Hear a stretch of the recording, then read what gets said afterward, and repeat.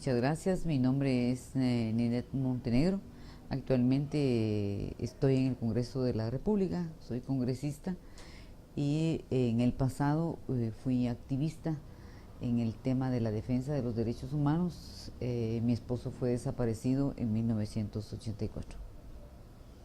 Ninet, ¿y por qué crees tú que hubo un conflicto armado tan largo en este país? ¿Por qué surge ese conflicto armado? Bueno, yo estoy convencida de que en Guatemala el conflicto interno armado surge por la incapacidad de ponernos de acuerdo, en primer lugar, que sigue siendo un problema, por la desigualdad excesiva y ofensiva que hay en Guatemala y por el control de una minoría del país. Eso fue lo que pasó. Había una mayoría que siempre estaba asfixiada y se cansó de vivir entre dictaduras militares, golpes de Estado, abusos, atropellos, corrupción, escándalos, que en aquella época pues no se podían evidenciar, ¿verdad? Y siento yo que la gente cansada al no encontrar espacios y hasta cerrársele y proscribírsele las tendencias ideológicas, obviamente toma la decisión de, ahí sí que de tomar las armas, ¿verdad? Esa es la impresión que yo tengo. Y el escenario geopolítico de los años 80, ¿cómo lo ves tú? Tanto geopolítico mundial como regional. ¿Qué estaba pasando en la región y cómo Guatemala se ubica en ese contexto de guerra, digamos? ¿Cómo valoras tú ese momento político del conflicto, específicamente ya en los años 80, donde ya la situación es más grave? Bueno, ya para los años 80, la impresión que yo tengo, bueno, el conflicto inicia desde los 60. Ya para los años 80 había pasado por lo menos 2 décadas. Y estimo yo que la exguerrilla estaba, es la impresión que yo tengo, estaba debilitada, francamente debilitada, diezmada. Eh, el ejército estaba literalmente destruyendo cualquier atisbo que pudiera haber de oposición política, y por supuesto entró a la capital. Siento que su último centro de acción fue la capital. Ya habían destruido el área rural, ya había habido política de tierra arrasada, ya había habido aniquilamiento de población indígena y población rural en general. Y entonces aquí fue donde ellos pensaron que los intelectuales de izquierda tenían su reducto. Y en los 80, a mi parecer, aquí hicieron una peinada terrible para acabar con los últimos cuadros que viviendo aquí en Guatemala, para ellos tenían que ser secuestrados o desaparecidos. En el contexto interno, en el contexto internacional, pues hay una lucha por obligar a los países a pacificarse y hay un apoyo internacional para que la pacificación se dé, porque el conflicto pues no les conviene en el contexto internacional a nadie, ¿verdad? Y entonces ese respaldo que recibe Guatemala empieza a verse en aras de que termine un conflicto ya en esa época ya de más de 30 años, ¿verdad? ¿Por eso crees tú que entonces se favoreció un escenario de salida política al Así conflicto es. por el debilitamiento por un lado de la guerrilla y esta presión? Y un contexto internacional que lo favorecía, ¿verdad? Entonces, ¿cuáles fueron desde tu punto de vista los principales desafíos, tanto políticos como jurídicos, para emprender un proceso de negociación?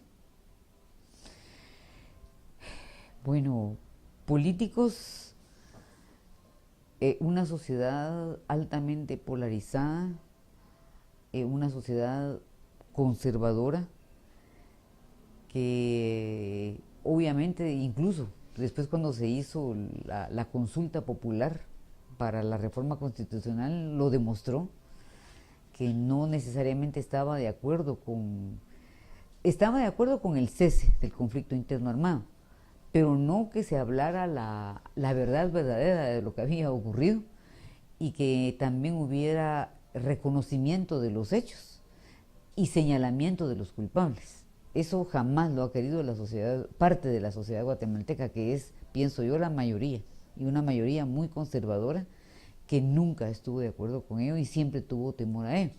Si no, miremos por qué no se involucraron actores prioritarios, ¿verdad? Por ejemplo, el sector económico, pues sí, hubo involucramiento del ejército, pero yo creo que hubo actores faltantes, ¿verdad? En el conflicto, que no participaron. Sí fueron a la fase de diálogo, ¿verdad? Ya en Ottawa, que estuvo el caso representado ahí por sus... Pero yo siento que tuvo distancia. Que, por ejemplo, nosotros en la asamblea de la sociedad civil nunca tuvimos un representante del CACIF. O en la misma asamblea de la sociedad civil fue difícil encontrar, ver regularmente los participantes del ejército. Había un Julio Balconi, claro, pero estas eran personas excepcionales, con un criterio que uno no podía imaginar que podía existir en las estructuras del ejército, bastante abierto, bastante plural y democrático, ¿verdad? Pero nadie del sector económico. O sea, pero nosotros no vimos, hasta de partidos políticos llegaron, pero no. O sea, ellos llegaron a fijar su postura, y yo te podría decir de qué manera, porque yo estuve ahí, ¿verdad? Que ya no es el mismo CACIF de ahora, a fijar su postura, y ni siquiera quisieron firmar el comunicado conjunto con la organización. Ellos sacaron su comunicado, y que aquellos sacaron legal. Exactamente. ¿Tú pensás que ha habido cambio en el sector económico de aquel momento de la negociación para poco. ahora? Digamos que sí hay una diferencia entre el sector económico de los 80s y en el actual, pero es una diferencia muy, muy pequeña y se demuestra más en la preocupación que empiezan a tener ellos ahora en torno a que, bueno, ahora hay una CICIG, está ya, no va a tener miramiento con nadie, si hay corrupción, si hay abuso, si hay respeto a la ley y al Estado de Derecho, y el sector económico está en eso, por ejemplo, de la defraudación al Estado o el no pagar impuestos, también van a ser castigados. Entonces empiezan a reaccionar. Pero no en relación con la situación Pero estructural. nunca con el problema estructural, ni reconocer que ellos son parte del problema y que podrían ser parte de la solución también, ¿verdad? Yo siento que no lo han visto así. Algunos empiezan a reconocerlo, algunos empiezan a hablar. No sé si ustedes estuvieron en el foro que tuvo recientemente Dionisio, Sí. en donde él dice y responsabiliza también al sector económico de la crisis política y económica que vive el país. Eso, bueno, nunca lo habían reconocido, ¿verdad? Incluso el reconocimiento a la democratización Sí, de la propiedad. sí, sí, exacto. Sorprendente, ¿verdad? El discurso fue muy fuerte y digo yo, bueno, esto ya es un cambio que no se dio ni siquiera con los acuerdos de paz, sino se da por la presencia de CICIG. Siento yo. Siento yo que han sido sacudidos y muchos, y se ha demostrado que sí había evasión, ¿verdad? Que sí había ilusión, defraudación, y muchísimos que no querían pagar impuestos. Y esto está probadísimo. Y todavía pidieron la devolución del crédito. Y mucha gente del sector económico vinculada además con esta nueva economía, sector emergente de la economía, vinculada con los contratistas del Estado, con políticos empresarios. Bueno, es toda esta mezcla que se descubrió y se desnudó, yo creo que se afectó mucho al sector económico, los tiene golpeados. Pero en ese momento de la negociación No, todavía ellos no había una estaban arrogancia y sensibles. una prestancia enorme, y el no, que nadie los podía ni siquiera tocar, así es. Y tú, en general, viéndolo de lejos, por supuesto, porque sé que no estuviste ahí, pero ¿cómo evalúas tú ese papel que jugó tanto la guerrilla como el ejército durante estos 10 años que tardó el proceso de negociación con 4 gobiernos diferentes? ¿Cómo ves tú esa actitud, lo que se discutió, etcétera? Bueno, el resultado final, digamos, que fueron 5 acuerdos de paz, a mí me parece muy satisfactorio porque es como una suerte de programa de país, en pocas palabras. Los acuerdos sustantivos. Sí, temas económicos, políticos, sociales, que incluso de ahí surge las reformas a la ley electoral, de ahí surge la creación de la SAT, por ejemplo, y muchísimas temas, sector justicia, reconocimiento a la situación de las mujeres, niñez, pueblos indígenas. Bueno, esto es una agenda que sigue vigente y que por incumplimientos es que el país sigue atrasado, no solo por esa causa, pero entre otras, ¿verdad? Yo sí lamenté siempre algo, y es que los acuerdos de paz se signaran simplemente, sistemáticamente, y siempre lo reclamamos, entre la exguerrilla y el ejército, y que la sociedad civil, también sobreviviente de la violencia, víctima de la violencia, familiares incluso de las personas que estuvieron involucradas durante el conflicto interno armado de una u otra forma, y la sociedad en general no tuviera mayor participación. Al final lo que se creó fue la Asamblea de la Sociedad Civil, en donde gracias a un maravilloso obispo, pues se podía discutir, se podía dialogar, trasladábamos nosotros algunas propuestas que podían o no incluirse, ¿verdad? Podían o no tomarse en cuenta, pero yo siento que nosotros como sociedad civil fuimos totalmente marginados, y los familiares de los desaparecidos totalmente excluidos, tanto así que nosotros hablamos siempre de que el tema del olvido y el perdón para nosotros no tenía lógica, ¿verdad? Y muchas veces eso se nos cuestionó a nosotros como familiares por parte de la exguerrilla. Decía que aquí había que hacer como una especie casi que de amnistía, ¿verdad? Olvido y reconciliación. Pero solo el que lo vive en carne propia puede entender que no es así nomás, ¿verdad? Que para que haya de verdad olvido olvido jamás, para que haya verdadero perdón tenemos que conocer la verdad con exactitud y tenemos que reconocer lo que ocurrió. Y eso era algo que no quería la misma exguerrilla, porque ellos hablaban de la amnistía, no sé si te recuerdas. Sí. ¿Y el ejército? Bueno, también. O sea, estaban en las mismas condiciones, un ejército irregular y un ejército regular, que ambos en ese caso coincidían, no totalmente, que mejor hubiera una amnistía, que hubiera formas de reconciliación, pero nada más pidiéndonos perdón, pero nunca llevando a juicio a aquellos que fueron responsables de los hechos, ¿verdad? Eso es algo que jamás lo aceptaron. Incluso ahorita, si algo está pasando es ser blancos de ataques simplemente porque los juicios aún están vigentes, ¿verdad? ¿Y es por qué? Porque después de 30 años se ha abierto un pequeño espacio. Y estoy consciente de que en algún momento tenemos que decir basta ya. Pongámonos todos de acuerdo, reconciliémonos, estoy de acuerdo, pero sobre bases de verdad.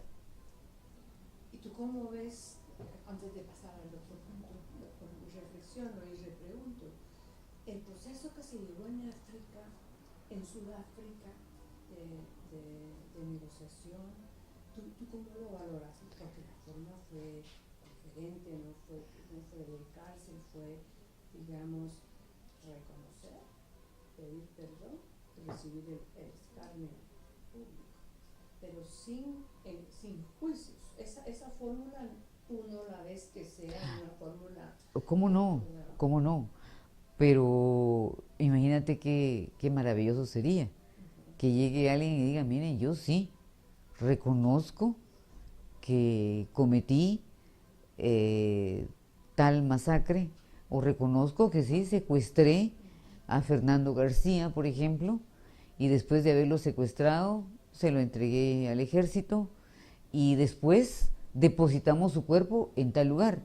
Para mí sería maravilloso la dicha de poder tener el cuerpo de Fernando por fin, después de tantos años de ausencia física en ese sentido, y poderlo enterrar con dignidad. Eso para mí sería más que suficiente. Pero ¿acaso reconocen? Dice que no tienen nada que ver, que no son responsables, que no saben nada. hay gente que ha llegado a decir el extremo, que por ejemplo en mi caso, que Fernando está vivo y que vive en Canadá.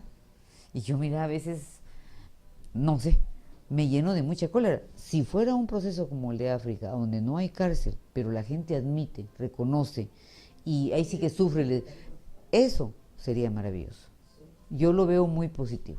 Nos contaba una persona que entrevistamos ayer que también su familia fue víctima, ¿no?, de la represión. Como aquí es difícil que haya habido alguien de esa época en que no tenga un amigo, un familiar, un ser querido, compañeros que no hayan sido secuestrados o desaparecidos. Nos contó un caso que a mí me llegó, que dice que en una comunidad hubo un comisionado, que tú sabes que también eran parte de estas fuerzas del ejército, ¿verdad? Delante de la comunidad fue a decir: sí, yo vengo a reconocer que yo hice esto, y le vengo a pedir perdón. Y la gente lo perdonó. Y después fue electo como parte Claro. como miembro del liderazgo de la comunidad. Entonces, yo creo que esta es la primera vez que yo lo escucho así. Claro, porque ambos tuvieron la oportunidad de decir lo que pensaban, lo que sentían, sacar a flote esos sentimientos que nos tienen reprimidos aún. Eso yo te digo, la comisión de la verdad, si se le puede llamar así, que hubo en Sudáfrica, yo la veo como un buen ejemplo que debió haberse implementado en Guatemala desde el momento en que se firmaron los acuerdos de paz. ¿Así crees tú que hubiera sido mejor? No estaríamos en las condiciones que estamos, que sigue la tensión, que siguen las divisiones. Sí, porque con todo esto que pasó con el juicio de genocidio, pues se sabe que en qué condiciones regresaron las mujeres que vinieron a dar su testimonio, y ahora estar en medio de una comunidad totalmente polarizada donde estaban los victimarios o señalados y ellas, ¿verdad?, que ya vinieron a decir todo. Ahorita estaríamos, yo creo que en un momento en el que conjuntamente estaríamos viendo que la clase de país que tenemos que seguir construyendo y hacia dónde vamos, qué modelo de desarrollo económico, hacia dónde vamos, qué clase de sistema político queremos, todos en conjunto. Pero por no haberse dado así, por no haber incluido a la sociedad civil o a los familiares de tanta víctima y solo ponerse de acuerdo los dos ejércitos, uno regular y otro irregular, es que estamos en las condiciones que estamos. Mire, pero en el proceso de diálogo que hubo previo a que se sentaran ya las fuerzas beligerantes, sí participó la sociedad civil, digamos, tanto en Atlisco como en Metepec, como en Quito con todas las iglesias, en Ottawa con el empresariado, en México llegaron grandes delegaciones de representantes de la sociedad civil, de distintos sectores, del sector de mujeres, los académicos, estudiantes, los sindicalistas, grupos étnicos, a plantear sus propuestas. Entonces, ¿dónde fue la falla? Para mí, o por lo menos como tal vez yo estuve ajena a eso, posiblemente, yo me sentía extraña estar en la asamblea de la sociedad civil aportando con documentos, trasladando o propuestas sin saber si iban a ser tomadas o no en cuenta, pero sobre todo para mí era muy importante el tema de los derechos humanos, de la defensa de los derechos humanos y de las víctimas del conflicto. Y siento yo que siento yo que nunca se firmaron como nosotros lo soñamos y lo pedimos. Por ejemplo, lo que tú dices, ¿verdad? El reconocer, el pedir perdón. No, era solo el hecho de decir que cada presidente iba a pedir perdón, pero presidente, no, yo digo el culpable, el responsable de los hechos. Ese diseño hubiera resuelto Yo pienso que sí, un diseño similar o decir la verdad, pero no, aquí lo que se quería era que nos reconciliáramos, que pidiéramos perdón, que hubiera una amnistía y que de aquí en adelante miráramos para adelante. Y yo estoy totalmente de acuerdo que de aquí en adelante tenemos que ver hacia adelante, pero previamente debe necesariamente contársele la verdad a la sociedad guatemalteca porque nos han estigmatizado y sobre todo contarle la verdad a los jóvenes, a esa nueva generación veinteañera, que los millennials, ¿verdad? Que están llenos, que son los que nos van a reemplazar, y yo estoy feliz de ello, pero que lo hagan con la alegría y la emoción de tener un país unido, pero sobre la base de conocer lo que en el pasado ocurrió para que esto nunca más se vuelva a repetir. ¿Cuál es la estigmatización más fuerte que tienen las víctimas del conflicto? Ah, bueno, en el pasado yo era acusada de ser la mujer del guerrillero, además estigmatizada por mis reclamos y decir directamente que había sido una parte del ejército. Terrible,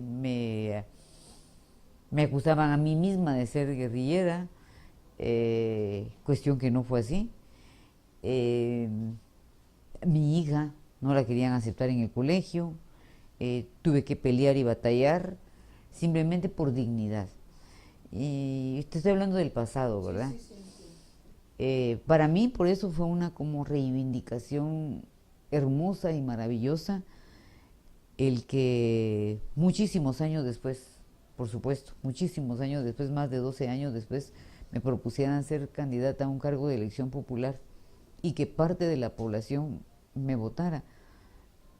Fue para mí tan importante porque me dio como un respaldo moral enorme y me di cuenta de que no se podía generalizar nunca, ¿verdad? Que hay una parte de la población que sí es sensible, que sí entiende y que sí comprende. Bueno, y a ti, bueno, yo creo que está de más preguntártelo, pero como esto no es para mí, sino para los jóvenes, ¿a ti qué te inspiró entonces involucrarte de esa manera y convertirte en este ícono de la lucha social? ¿No? Bueno, para serte franca, mi mayor inspiración se llama Fernando García. ¿Qué te puedo decir? Yo fui una niña víctima de la paternidad irresponsable, entonces no tuve padres, me crié con una abuela, yo quería tener un hogar, yo soñaba con un hogar, tengo un hogar, al fin cuando me caso, encuentro en Fernando ese amigo, ese compañero, ese hermano que nunca tuve y ese hogar que nunca tuve. Es tan difícil poder explicar la infancia y la soledad que yo viví. Y cuando encuentro a esa pareja, yo incluso me despertaba muchísimas veces, y le he contado esto tanto, y Dios mío, ¿será posible que soy feliz y que tengo esposo? Y yo tenía que volver a ver y tocarlo. Y yo, de sentir esa felicidad, para mí fue algo maravilloso. Solo te puedo decir que doy gracias a la vida por haber conocido a un hombre como Fernando y sobre todo le agradezco a él lo que yo soy hoy, porque gracias a él soy lo que soy. Eso, así lo siento yo. Y te digo, el día que a mí me quitan a ese significado total de mi vida, es el significado total, sentí yo que yo no tenía nada que perder, nada, absolutamente nada. A pesar de que tenía una hija y sabía que tenía que protegerla, yo sentí que no tenía nada que perder y que lo único que me quedaba era salir a las calles y librar una batalla frontal, como fuera, frontal, contra aquellos que yo sabía se habían llevado a mi esposo. Pues porque él me lo contaba sistemáticamente, me siento perseguido, había vigilancia en la casa, nosotros incluso íbamos a irnos a México, ¿verdad? Entonces yo sabía quiénes habían sido los responsables. Nunca te lo reconocieron ni...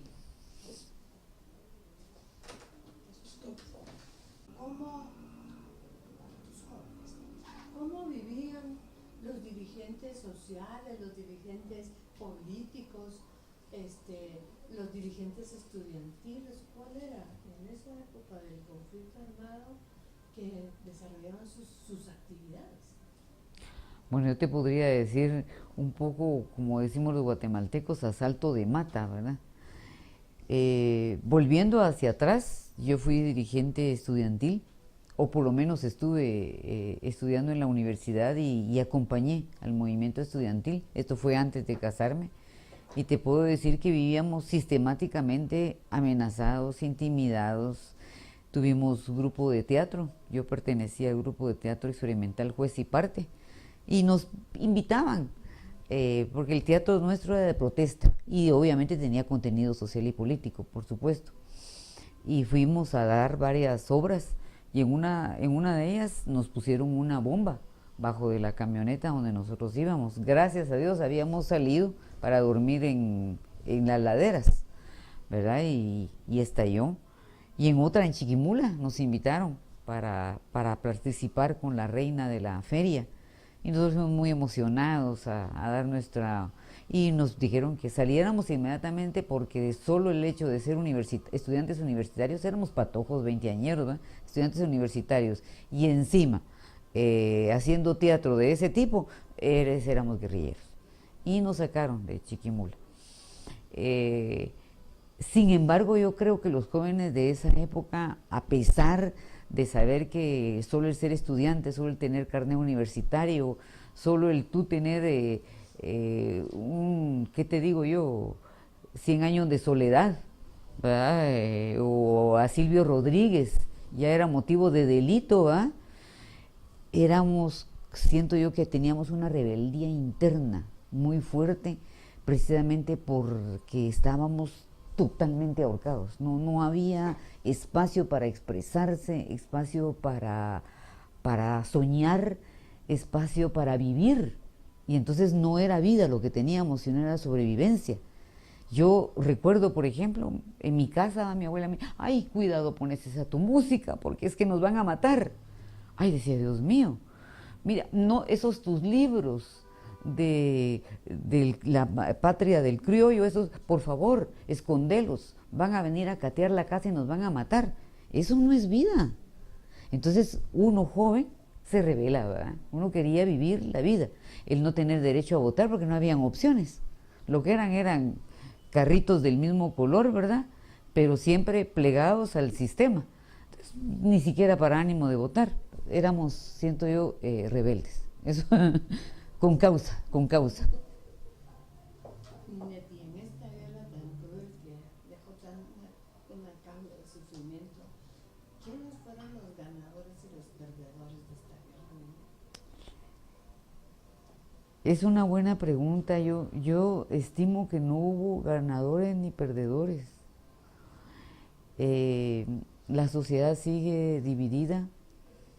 La mayoría de la juventud desconoce lo que nos tocó vivir a nuestra generación y otras, por supuesto, que fueron de una generación desaparecida, como ustedes lo saben, ¿verdad? Lo sabemos todos. Yo creo que nadie ganó absolutamente nada. En este conflicto, a diferencia, por ejemplo, de El Salvador, no sé si yo estoy mal, pero yo veo que por lo menos El Salvador pudo consolidar una izquierda coherente, sólida, es la impresión que tengo, y una derecha también igualmente sólida, coherente con sus ideas y principios, y hay dos posiciones. Pero aquí ni siquiera eso se pudo hacer. Precisamente por esas divisiones no se pudo hacer un partido de izquierda objetiva, de izquierda moderada, de izquierda moderna, democrática. No se pudo. Siento que mucho por los prejuicios de la sociedad guatemalteca. Tuvimos que aprender a sobrevivir, a no decir lo que pensamos, a callarnos muchas veces, a no decir ni siquiera quiénes somos. Eso es algo muy doloroso, ¿verdad? Y a seguir el camino. Yo vine al Congreso y jamás pude presentar una iniciativa que tuviera que ver con los desaparecidos, porque sabía, no, incluso ahora, porque sabía que eso era motivo de estigmatización. Ayer, en el presente, y ojalá en el futuro ya no.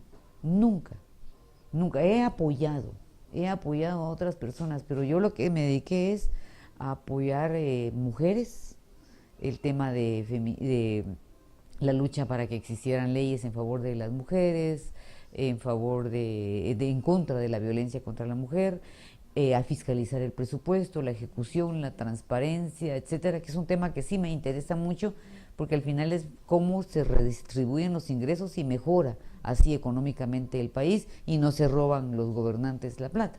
Pero me hubiera gustado presentar otras leyes de tipo social, pero estaba tan estigmatizada que yo misma me inhibí de hacerlo. Y la composición en el Congreso tampoco ha cambiado como para que ese temor ya no sea válido. No, eso no ha cambiado, seguimos siendo una estrecha minoría y encima, por ejemplo, en el caso del partido, ha tenido que abrirse a otras tendencias, a otras corrientes, en donde no necesariamente piensan como pensamos originalmente en el partido. Y eso ha sido en aras de ir abriendo y de ir sensibilizando a la sociedad guatemalteca. Difícil para una mujer con tu perfil estar donde estás, difícil, pero por eso es que sos un ícono y un ejemplo. Nine, voy a tener que volver a tocar aspectos duros, pero es que yo quiero que los jóvenes, y eso buscamos, llegar a las sensibilidades, tocarles el corazón y la cabeza. Aunque uno nunca mira el ejemplo de otro, ¿verdad? Uno solo tiene. Sí. Bueno, otras gentes, nosotros somos de otra generación. Pero tú te recordás de algunos de los momentos álgidos de la guerra que pudieras relatar. ¿Cómo era vivir en ese ambiente? Además de lo que ya nos dijiste, algún momento tremendo de la guerra que a ti te hubiera marcado o que hubieras sentido miedos, aunque tú la pasaste por todo, ¿no? De reclamo en reclamo y te tenían en la mira. Pero, por ejemplo, cuando el conflicto toca la capital, porque aquí no se vivió, por eso es que en la prensa no. Pero en los 80 llega, sí. Cuando viene aquí y empiezan los ataques a las casas, te recordás, de la zona 15, con tarjetas y todo, ¿cómo es estar en un ambiente así para una sociedad como la nuestra? ¿Cómo vivimos ese conflicto, esa guerra? Bueno, cuando ya el conflicto se traslada a la capital como una fase final, así lo decía el ejército, y se da todos estamos vigilados, todos estamos controlados, no podemos hablar con el vecino porque no sabemos si el vecino lo pusieron para que nos vigile, no podemos decir quiénes somos, es una cosa terrible. Empezamos a vivir una tensión espantosa. Ya la vigilancia era descarada, ¿verdad? Porque personas se apostaban frente a las casas de uno con sombreros, con camuflajes y uno lo ve, lo nota, lo siente. Pero empieza. ¿tú porque eras una dirigente o alguien que estaba reclamándole al sistema? ¿O eso lo No, eso bueno, yo te digo, eso yo lo viví aún estando vivo Fernando.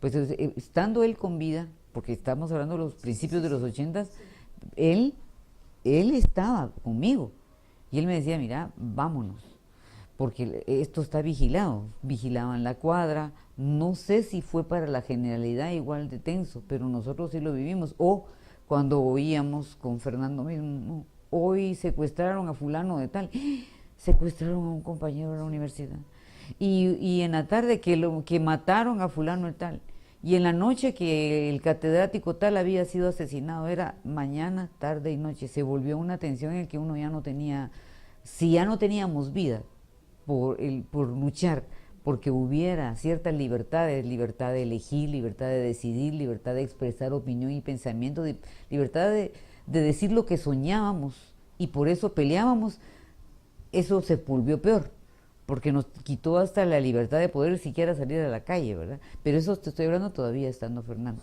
Ya yo sola, la situación fue peor. Primero porque estaba sola. Y segundo porque me volví un blanco, un blanco para gente del ejército. Yo recuerdo y tuve la fortuna de haber salido del GAM en ese momento, en los años 80, haber salido del GAM y estando llegando a mi casa cuando estalla una bomba. No sé si tú te recuerdas, donde voló inodoro, etcétera, y hasta se quedó mal de un oído una de las personas que nos acompañaba, una brigadista de paz que aún hoy están aquí en Guatemala. Eh, a nosotros acusaciones falsas, acusaciones hasta de nuestra dignidad, de nuestra moral, bueno, fue muy fuerte. No podría yo explicar las cosas que a nosotros nos inventaban. Si teníamos que tener algún brigadista para que nos apoyara porque ya no podíamos andar solos, pues que podía ser el amante de uno. Entonces uno ya se sentía hasta incómodo, molesto, mal, tener cuidado a qué horario salir, estar cambiando de rutas, muy, muy difícil, muy tenso.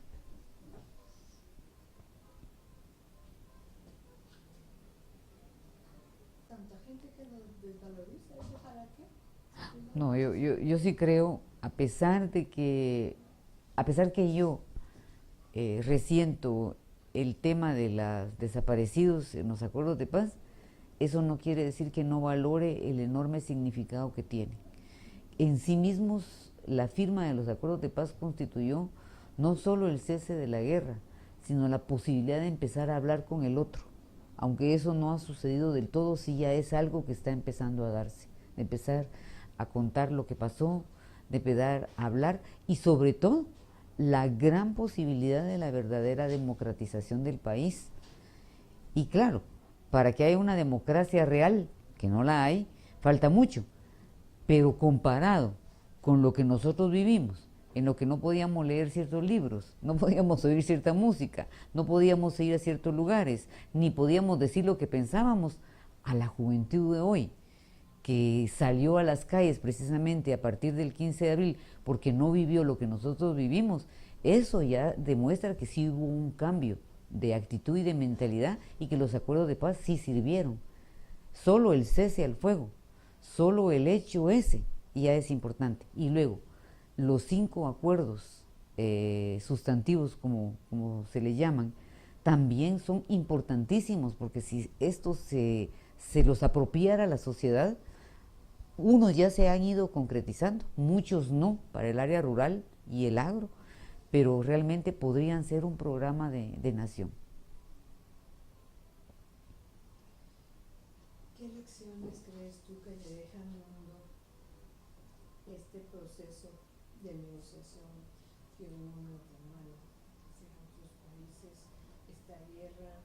¿Qué lecciones aprendidas podemos nosotros heredar, no solo a las nuevas generaciones, sino al mundo? ¿No? Cómo se desarrolló la guerra, lo que hubo que hacer para la apertura de esos espacios, para la conquista de derechos, tener que librar un conflicto durante tantos años y una negociación que con todas sus debilidades, como decís tú, ¿verdad? ¿Qué ejemplo es este para el mundo? Bueno, es ejemplo de que a pesar de las grandes diferencias podemos en algunos temas ponernos de acuerdo. Punto número 1, que los acuerdos no se signaron como hubiéramos soñado, pero que por lo menos terminó ese suplicio de saber uno que va a llegar a su casa de regreso. Bueno, ahora tal vez por otras causas, posiblemente no, pero en aquella época, por el terror, por la violencia, uno ya no sabía si iba a llegar a su casa.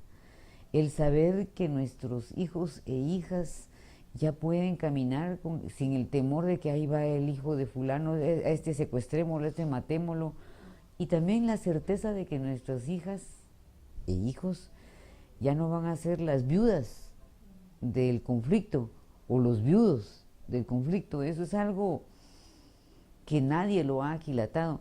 Para mí, yo te vuelvo a repetir esto porque para mí fue así como la sorpresa más grande de mi vida.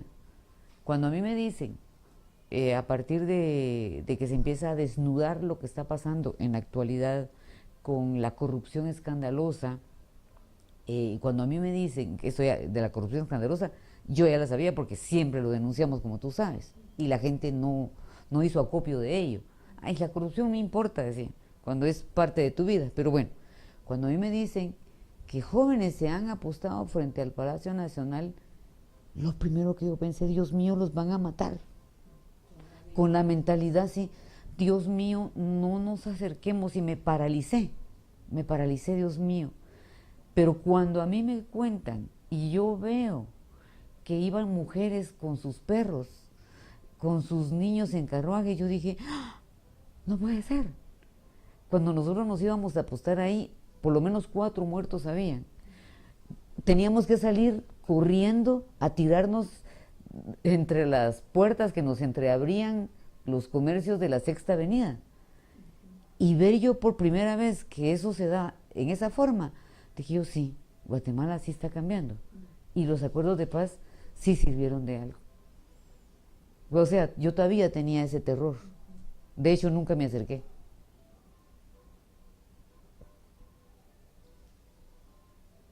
Bueno, entonces, ¿cómo hacemos para recuperar esa esperanza sembrada por los acuerdos, donde se abordaron aspectos que aquí nunca se habían hablado? Como, por ejemplo, la existencia de un país multiétnico, multicultural y plurilingüe. Era cuando aquí los pueblos indígenas eran cero. Los derechos de las mujeres, como tú decías, que están contenidos también ahí, ¿no? en uno de los acuerdos. La participación, el fortalecimiento del poder civil sobre el poder militar, que era lo que nosotros habíamos sufrido durante tantos años, ¿no? Y así, por ejemplo, el acuerdo socioeconómico y situación agraria, algo que aquí era impensable de abordar, que todavía sigue, ¿verdad? Como un problema muy grave cuando se habla de la situación del campo. Pero ¿cómo hacer para recuperar esa esperanza que se abre al ver que sí habían posibilidades y que tenemos una agenda ahí construida y que está desaprovechada? Así es, inconcluso. La verdad es que no tengo una receta para ello, pero sí creo que habiendo una agenda ahí, habiendo ahí una propuesta programática muy concreta, no solo debemos recuperarla, hablando de memoria, debemos recuperarla en físico también, debemos apropiárnosla y debemos tratar de que los partidos políticos la incluyan en sus agendas programáticas y que hagan viable estas. ¿Por qué? Porque al final representan las aspiraciones tanto de gente de izquierda como gente de derecha, unidos en un solo afán: cómo reconstruir con bases sólidas a este país. Empezando por la carga tributaria, que está ahí también, empezando por la creación de la SAT, que fue un logro magnífico, aunque lo fueron deformando después. Pero yo creo que hay muchísimos aspectos que son inherentes a una y a otra ideología que se sumaron e hicieron una simbiosis muy importante, ¿verdad? Y que deberíamos apropiarnos. Bueno, aquí hay cosas que ya hablamos. ¿Tú crees entonces que no habría necesidad de una nueva concertación nacional, sino intersectorial e intergeneracional, para reasumir los contenidos de lo ya pactado, o que podemos rescatar y traer a la actualidad estos temas de los acuerdos? Tengo un poco de duda al respecto, porque si algo veo yo es la ausencia total de memoria.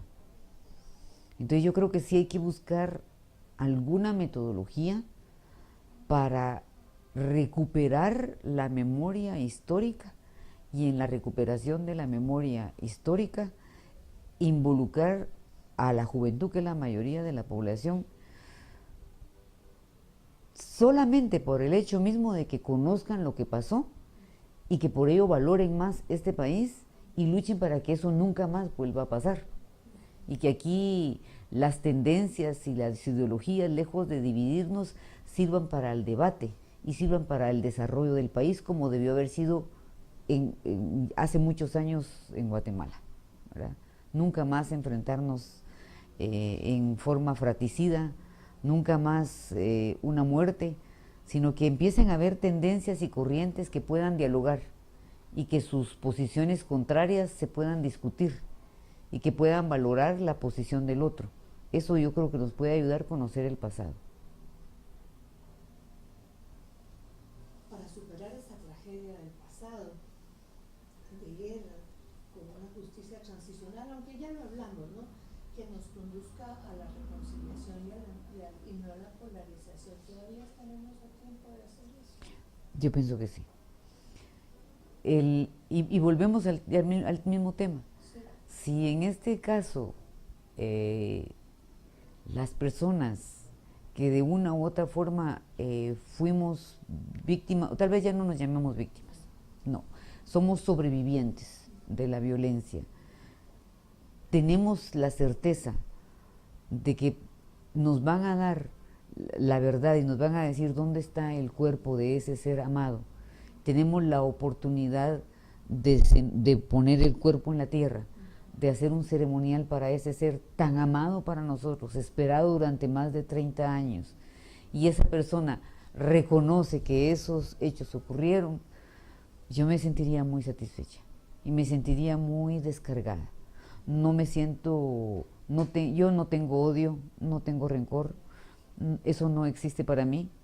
Incluso yo por eso no creo en la pena de muerte, ni siquiera para los que le hicieron daño a mi esposo, de ninguna manera, no.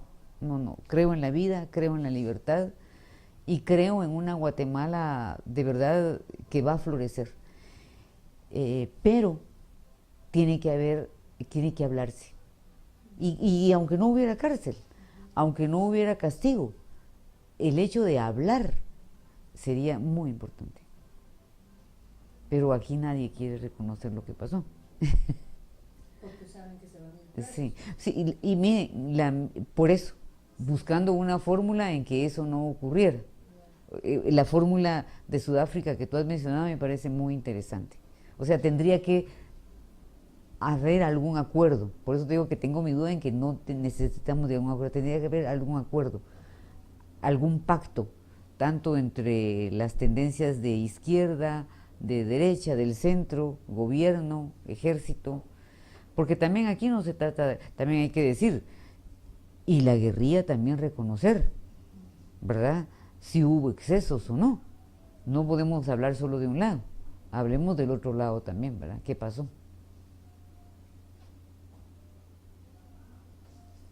Quisiera que enviaras un mensaje a los jóvenes, Brian, a los jóvenes sobre lo que hemos vivido, sobre nuestra patria y sobre los acuerdos. Pues que como madre y como guatemalteca yo me siento sumamente orgullosa de la nueva generación que tenemos, que les pido que conozcan la verdad que vivió Guatemala para tener memoria y no estarnos tropezando contra la pared o caminar a ciegas sistemáticamente o estar tomando decisiones equivocadas que sistemáticamente no nos ayudan al desarrollo del país. Ustedes tienen que conocer la verdad porque este es su país, esta es su tierra, y tienen que conocerla porque esta historia jamás debe repetirse en Guatemala y merecen vivir en una sociedad en paz y con dignidad. Muchas gracias. Eso.